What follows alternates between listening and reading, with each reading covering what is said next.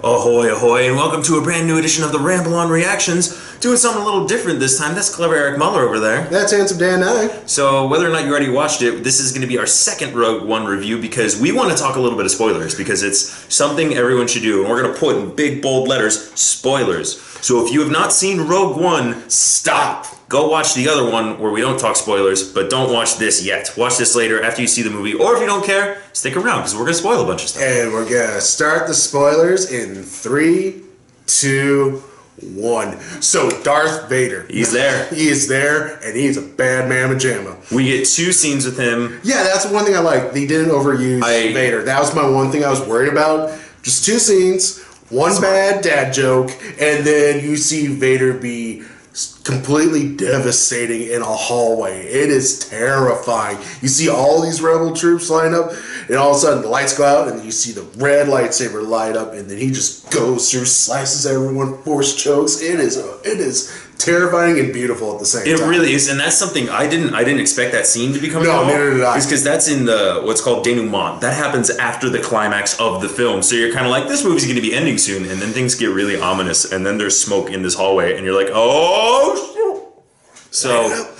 And then the other scene is you see Vader and Mustafar living in where the One Ring was made in Mordor. In Mordor, and then you see, God, I really wish we would have looked up the actor or character's name.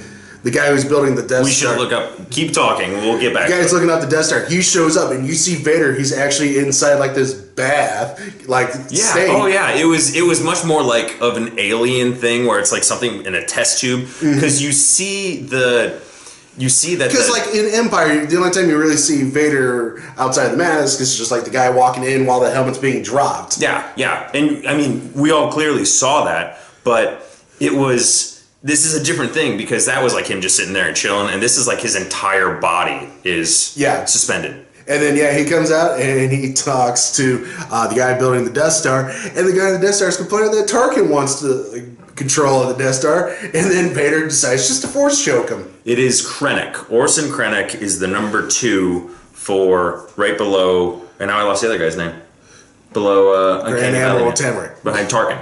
Behind Tarkin.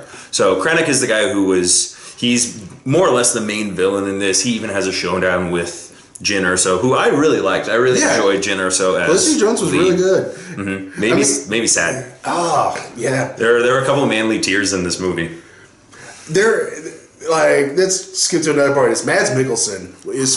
He was very underrated, I thought, in this film because he was so good in that role. Because his character, it helps fix the biggest plot hole in the New Hope. It's like, why is a little, event,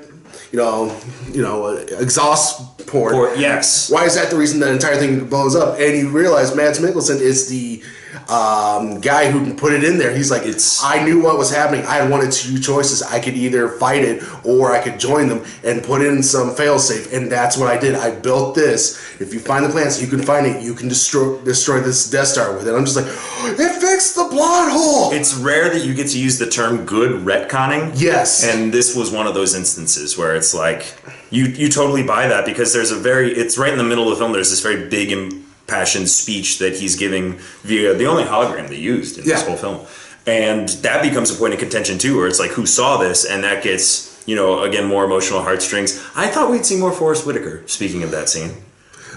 But Saul Guerrera, he was a little... Yeah. He was a strange fanatic, and I don't have very many nitpicks, but it's kind of like... I was confused just by the character in general. Like, I like the idea... Before we go to Forrest Whitaker, I want to finish up Mads Mikkelsen. Okay, go ahead. Because my other favorite part is his death scene. Because it's like when he's talking to, Jay, his daughter, he's like, all the things I want to tell you, all the things I could say. Because like in all the Hollywood cliches, it's like, I just want you to know I love you. Or say this one last thing. He's like, there's so many things I wish I could tell you. It's like, this is beautiful. This is a great line. This is great dialogue and beautifully acted. Now, Forrest Whitaker, who fell victim to the reshoots. Okay, go a little bit over that in case people don't know. Okay, so after the first trailer dropped, there was the news that there was going to be reshoots for a Rogue One. And if you watch that initial trailer, if you watch Forrest Whitaker when he's giving his son, what will you become? It's a good Forrest Whitaker. Thank you. You can tell in that scene he's bald and, And then when you cut to the movie, different. he has, you know, wild, crazy hair. And then the other thing I noticed, I can tell that was going on, is during the movie, him and Felicity Jones really don't share the screen at all. You can see her stand in while he's talking to her, but you never see the two of them together. I was like, that's the reshoots right there. That's one of my only beefs that I didn't bring up in the other video, was that you got a lot of that, especially from the first trailer. There was a lot that they didn't put in the film. Like, that might have been because of the reshoots. I didn't realize this until a little bit later on. You don't get that cool turn shot where she's in the stormtrooper uniform and the lights come up, like, which again, nitpick. But well, a lot of the people were complaining about, like, well, this was in the trailer and this wasn't in the movie. Well, if you think about it, those action beats are still in the movie. They're just shot differently. It's shown differently, which I totally buy. And like everyone's like, it's a different movie. It's like, no. So anyway, this pump the brakes on that. Changing gears, the first thing that shocked me was Diego Luna killing that guy in the alley.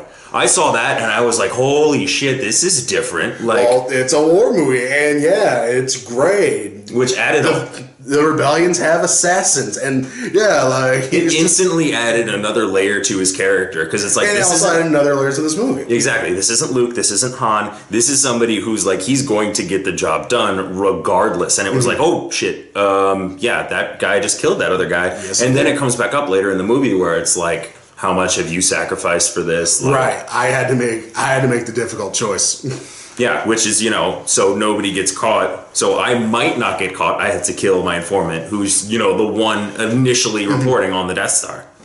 So, we have to talk about K2SO. Oh, we can always talk about it. I cried. I legit cried when he nobly sacrificed himself. I did it because he went out swinging. Oh, I know he went out swinging, but I could not be sad because it's like, no, he went out the way he wanted. He got his blaster and he wrecked. It was the last thing he said though, where he's like just giving them the advice, and he's like, "Oh," and then he smashes the console. It's like, oh, because we had a friend of ours ask if like we thought like there was going to be a happy end. He's like, no, you know how episode 4 starts. This movie was not going to end well. Well, not only that, I think once he died, that's when I knew everyone else was going to die, because like, you don't destroy the toy, you don't destroy the franchise maker. Yeah. And once that, everyone else went down. Like dominoes. Oh yeah, it was beautiful. Oh, and that's the thing too. I liked that a huge theme of this movie was hope. But the whole tone of the movie was despair. Yeah. Like, that's probably the best way I can sum it up, because they play it more like a war movie. And if you go back and watch any of the Star Warses, Empire is arguably the darkest. Yes. And the best. And the best, but ultimately all the rest of them are pretty lighthearted films. Yes. Like, you have intense moments, but you never really fear for your characters. You're never like put in a situation. Danger, yeah. Exactly. And that's what this film, I feel like this film being that like spin-off, the in-between like was able to accomplish. Like, I like the tie back in with Jimmy Smits. I like him showing up, the little stuff that he did. I'm going to Alderaan. No, don't. You stay. Yeah. Who are you going to put in charge? Someone whose life I can trust. She's fantastic. And then more on Candy Valley. Okay, so let's talk about that real quick.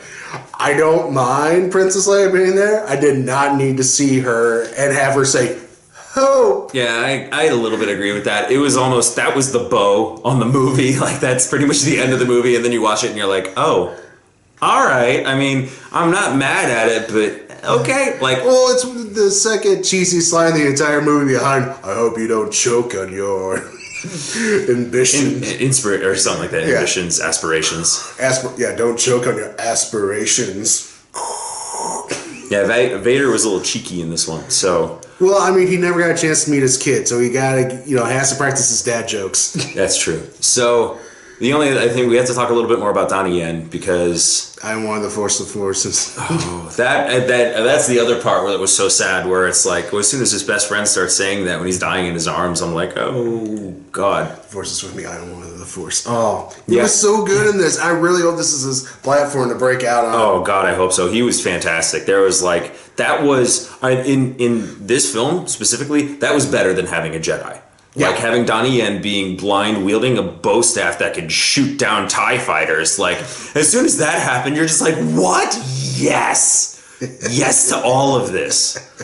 So this movie definitely gave you those points where it's like, yes, this is the Star Wars feel. Yes, this is a feel good moment. But then it's like, fuck, we're all gonna die. This is a war movie. Yeah, this is like, it's like Full Metal Jacket light mixed with Star Wars, like, because it's not. There's no feel good ending. Right, like, and we're not even going to talk about the hentai tentacle. Well, tell if you're telling the truth. Yeah, that was a little weird. That was probably the weirdest part of the movie. They could have easily just cut that out. Yeah, I mean, you could have had some other shell shock scene. Sorry, you easily could have just done an actual interrogate, scene where he's, interrogating him. It would have been better. Was this a J.J. Abrams produced movie? Because it's written into the contract there has to be either lens flare or a big weird creature. Well, congrats, J.J. I don't know, maybe. Anything else you want to talk about with this for Star Wars? Go see it. Go see Rogue One. Seriously. Probably going to go see it again some point this week or next week, just because it was a great time at the movies. And like I said in the other review, this gets me so much more excited for the upcoming Star Wars films, like Episode 8, directed by Rian Johnson, and then the Han Solo spin-off with Alden Ehrenreich. Yep. And Young Lando, our favorite, Donald Glover, and directed and written by Lord Miller. It's getting really exciting, and it's like, I don't know if and when we'll ever see a Lucasfilm, Disney, or Marvel screw up, because so far they're playing their cards extremely well. Yeah. So that's our spoilers review. Thank you very much for watching. As always, like, comment, subscribe, share. Let us know what your favorite part of this movie was, because this, as we said, it's going to be the Vader scene. I know.